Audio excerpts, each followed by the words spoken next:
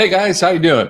So we're going to talk a little bit about a short question. This is not going to be a very long one, and I want to talk to you a little bit about how the debt collections work after debt forgiveness. Okay, so this is a very interesting question. I really like this woman asking this question. So Aaron writes, um, "What do you suppose what may happen to debt collection companies who hold bad debt that was purchased?" I'm pretty sure that's a racket, as it be is because of defaulted debts get written off by the collector. I mean, by the creditor, and someone buys it for pennies on the dollar, tries to collect the debt. So much is wrong with that. But will they be holding left holding the records of the debt that no longer exist on the collection? Okay, so let's hit that one a little bit.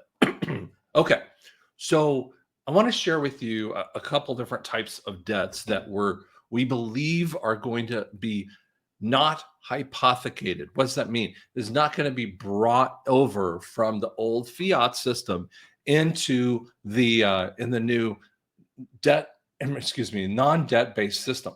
See, the fiat system is all about debt. The whole thing is on debt. That's why inflation is a debt taxation.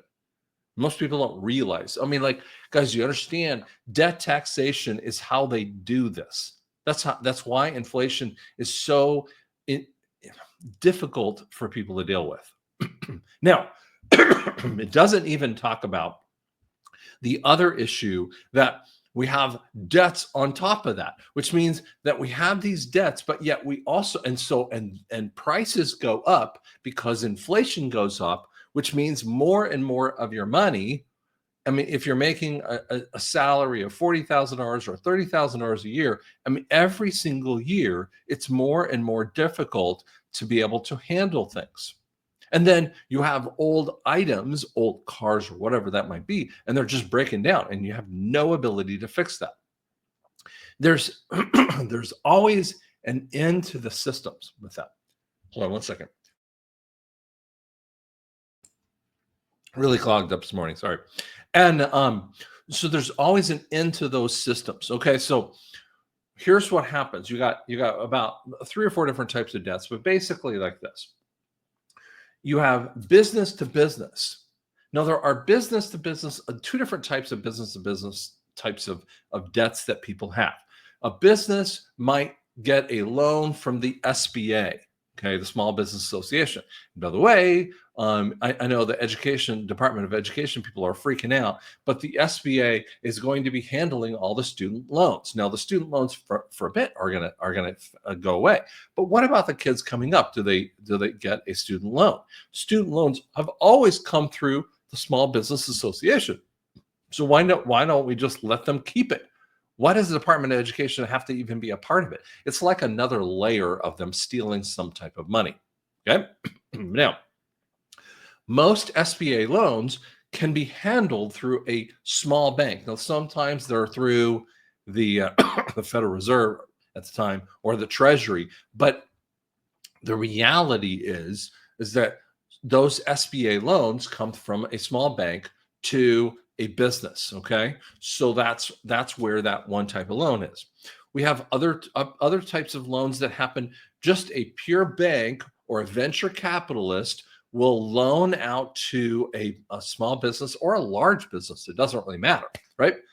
So that's another type of thing. And then we have business to business loans that are based upon cost of goods sold. So for instance, a manufacturer of something have a maybe short-term loan with the dealer. A car dealer has it from, a Honda car dealer gets a small loan or short-term loan on the cars. They receive 90 cars.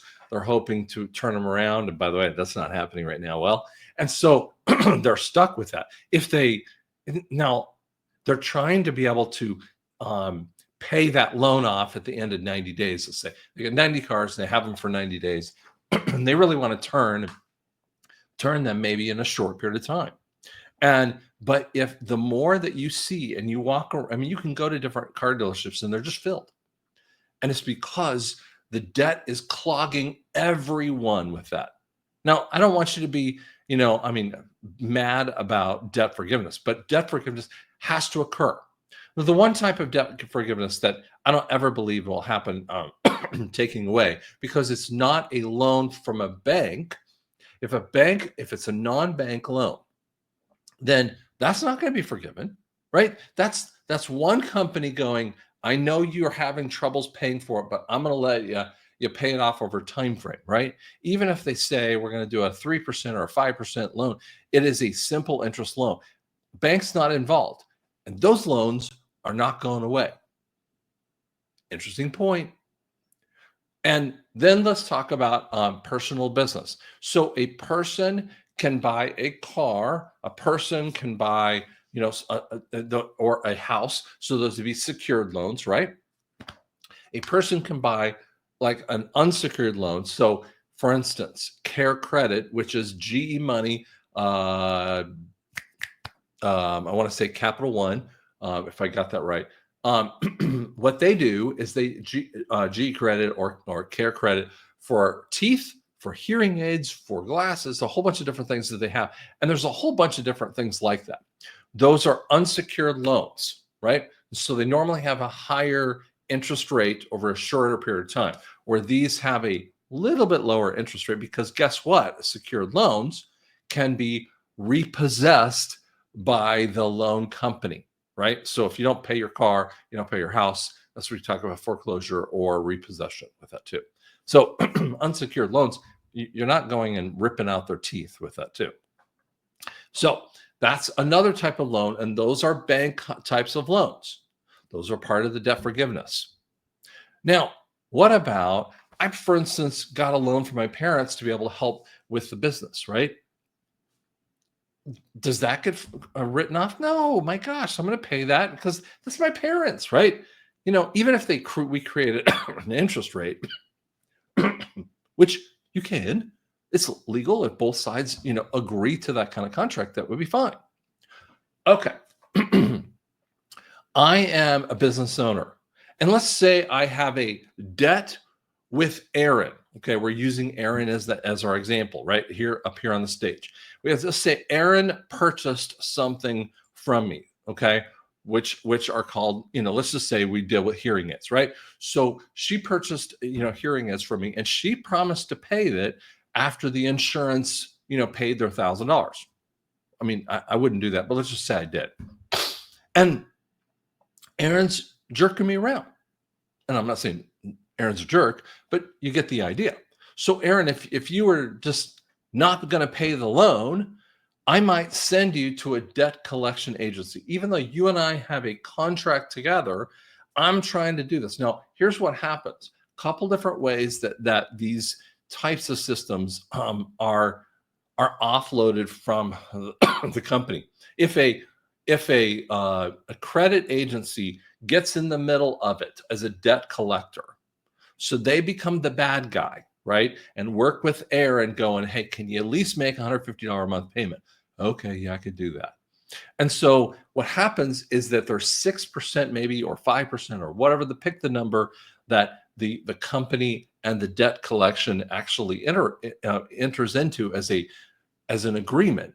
So every time 150 is done, that is deducted, or it's going to be coming back to me as a payment kind of, or as a bill. So I've got to pay the debt collection company for that thing. So they just become a part of that three-way kind of conversation, or in essence, a mediator. Those kinds of debts are not going away because it is not a bank level loan.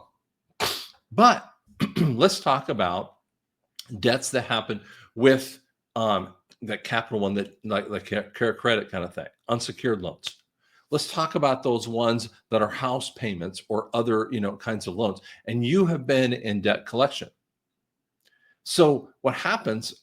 They take loans. So let's say you have a company who has $1 billion of loans, a bank, for instance.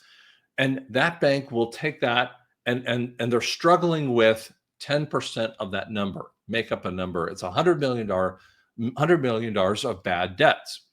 So they will offload it to company A and they will pay a premium. Let's just say for that $100 million of debt, they buy it for 10 million bucks because they believe that they can probably get, because these are decent ones that they might be able to get something off of.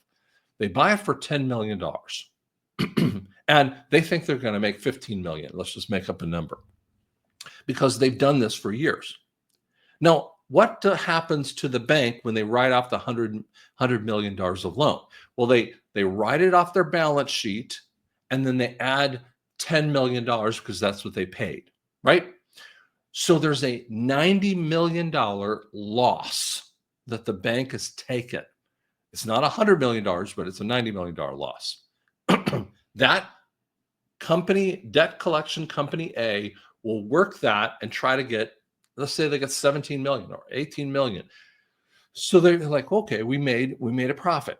They will take, let's just use let's just say they made 15 million off of that $100 million.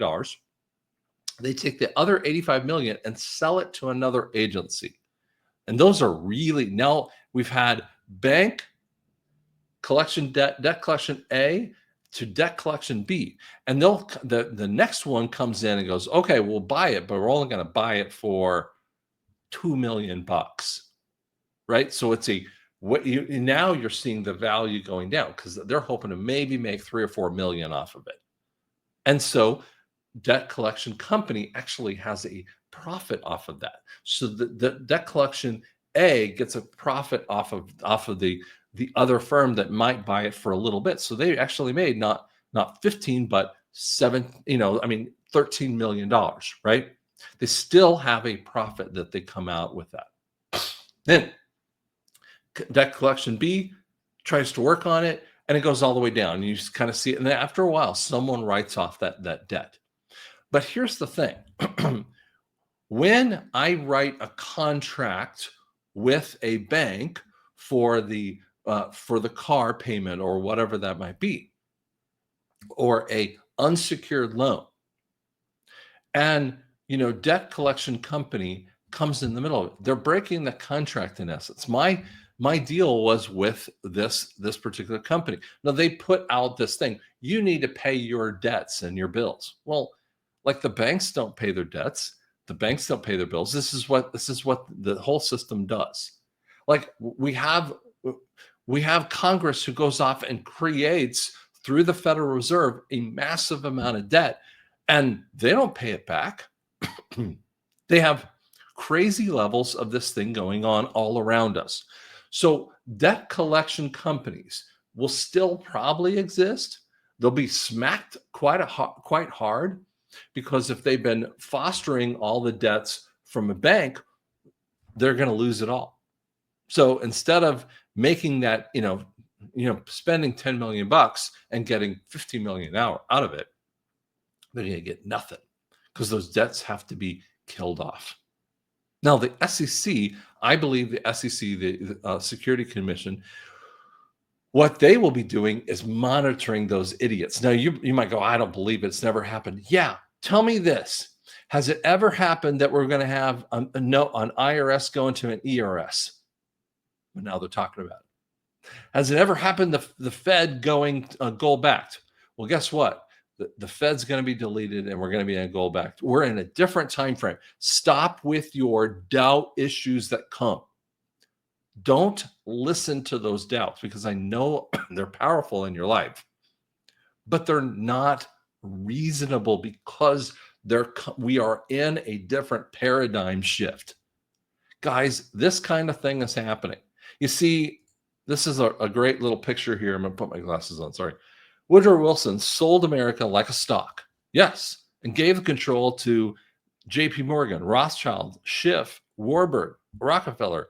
These are the initializations of the Fed. And you want real political change, repeal the Federal Reserve Act of 1913. These idiots must go away. And this kind of thing is going to be fixed. But yet when we talk about this, there are some types of debt collection that will still be there, because if it's a person-to-person kind of thing, or a business to person, there wasn't a bank in the middle of it, they're just trying to be they're trying to be in the middle of that system, and they're going to have to do it in a respectable kind of pattern. So there's going to be a lot of smackdown in the way that people handle this stuff. Reality is, we're going to see the debt forgiveness here. It has to come. We are in massive amounts of debt. The country of America is sitting at as much as anywhere from 150 to 170 trillion dollars of debt. The world is at last I looked, it was like 315 trillion dollars of debt. It is an unpayable amount of money. There isn't enough money. And for instance, in the American system, there's only $25 trillion at any one point in time. How do you pay $173 trillion? You don't. That means everyone's in debt. And what it does is it drags in higher inflation, which higher costs of everything. Then it means prices go up. And then after a while, no one can pay for anything. And that's why this thing has to be killed off. God guarantee you guys, this is going to be a good thing. Thanks so much.